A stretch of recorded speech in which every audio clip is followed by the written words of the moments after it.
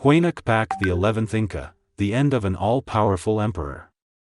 With the 11th emperor the empire began in its rapid descent, which the Incas must have felt as dim reports of ominous foreign forces were coming their way. With their presence in the American continent we can approximate our historical events with more specific dates. If we take our bearings from the chronicler Miguel Cabello Balboa, Tupac Yupanqui died in 1493, 1 year after Christopher Columbus arrived to the New World.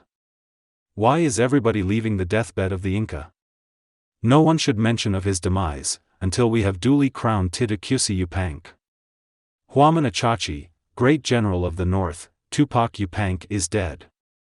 Some nobles of Cuzco have sided with the Waris, and they want to crown the son of Chuca Oclo. Nobles, it is clear that my brother has been poisoned. HUAYNA CÁPAC went to Cuzco to protect his 5-year-old nephew.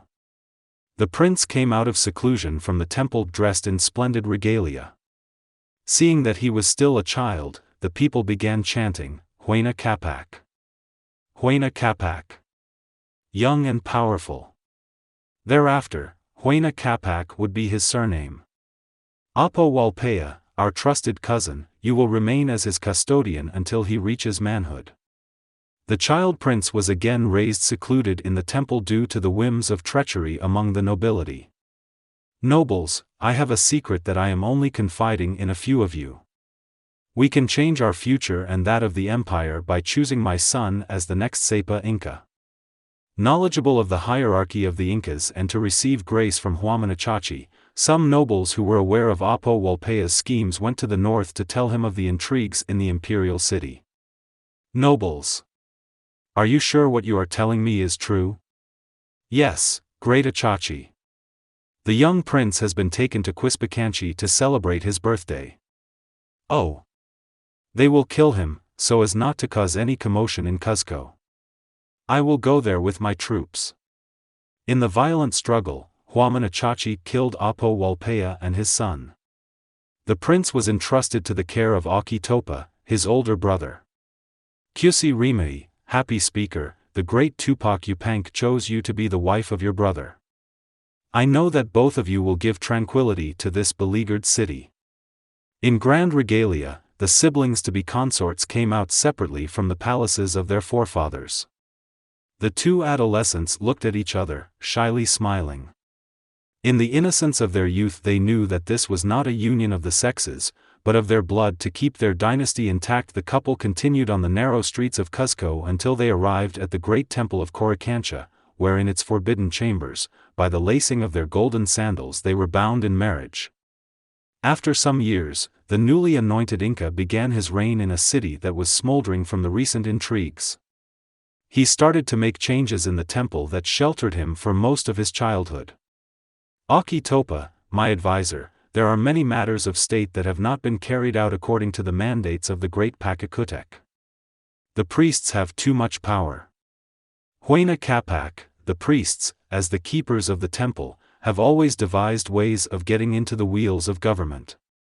The sooner you instill your authority, the easier it will be for you to govern. The Inca elevated himself to the highest divine authority and began to make plans for the funeral for his father that had not taken place due to the tumultuous events. The ceremonies over, the Inca began preparing an expedition to go north on extended trips of recognizance. Meanwhile, Cusi Rimai gave birth to a male child. Sister and wife, before I leave, I should not rely on this one son alone. Anything can happen to him, and I don't know if you will bear any more male children. Brother and husband, my duty is done. The rest is up to the will of Inti. Inca, some historians say that Cusi Rimai didn't have any children, and your firstborn was with another sister to whom you married to legitimize her son. Kuntersol, why are you so insistent in the accuracy of this most private matter? Because, the question of legitimacy led to the disintegration of the empire. In effect, HUAYNA CÁPAC procreated what in our history would be known as the last Inca.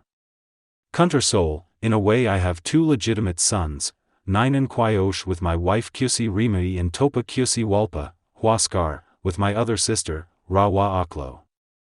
Of the multiple illegitimate sons that I have, Atahualpa is my preferred one. Huascar will stay in Cuzco to learn the ways of the nobility. Ninan Quayosh and Atahualpa will come with me to the north. With them, I will have sons capable of taking over war duties and government matters in case I die. Great HUAYNA CÁPAC, you have just sealed the fate of the Incas, which it will reverberate for thousands of years in the universe. In the universe. Are you confabulating? I say in the universe, because our planet will eventually extinguish itself. When that time comes, some members of the human species will travel to the end of the galaxies to continue with the survival of humankind. However, if that ever happens, we will be discarded as a race, just as the Indians are being marginalized in the world. I don't understand, explain yourself. Probably, that is how we human beings came to Earth. It is possible that the ruins of Sacsayhuaman are not the works of our recent past but of other times, like Tiahuanaco, that you also found to be very ancient. Enough of theories. It is time for us to continue with our destiny, and you to cross over the turbulent waves of your present. Thus, and in the midst of this encounter, I find myself voyaging to the old world to understand who our conquerors were by knowing who their present descendants are.